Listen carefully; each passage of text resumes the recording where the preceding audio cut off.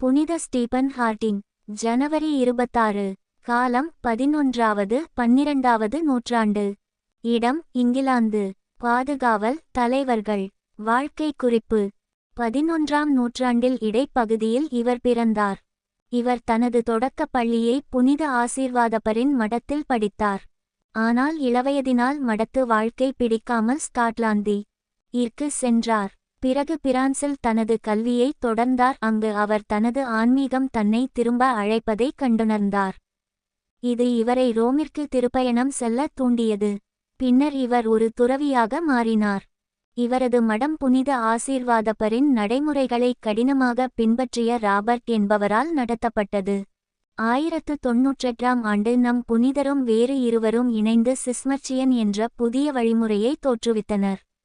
புனித ஸ்டீபன் முதலில் உதவி குருவாகவும் பின்னர் மடத்தின் தலைவராகவும் செயலாற்றினார். நம் புனிதர் மிகவும் எளிய வாழ்க்கை வாழ்ந்தார்.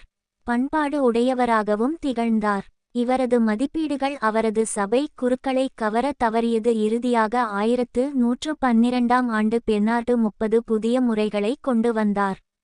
இதன் மூலம் இளமையும் புத்துணர்வும் மீண்டும் கிடைக்க பெற்றது. சிறப்புகள். புதிய ஆர்வத்துடன் புனித ஸ்டீபன் சிஸ்டர்ச்சியன்ஸ் வழிமுறைகளை இயற்றினார்.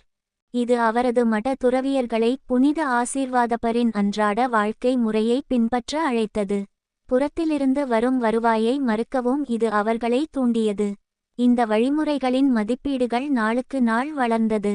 புனித ஸ்டீபன் தனது தலைமை மடத்தைச் சார்ந்த தலைமை துறவி வருடத்திற்கு ஒரு முறையாவது தனது சபையைச் சார்ந்த மற்ற மடங்களை பார்வையிட வேண்டும் என்று விரும்பினார். 1134ஆம் ஆண்டு நம் புனிதர் இறந்த பொழுது சிஸ்டர்சியன் சபையில் 12க்கும் மேற்பட்ட மடங்கள் பிரான்சிலும் இங்கிலாந்திலும் இருந்தன.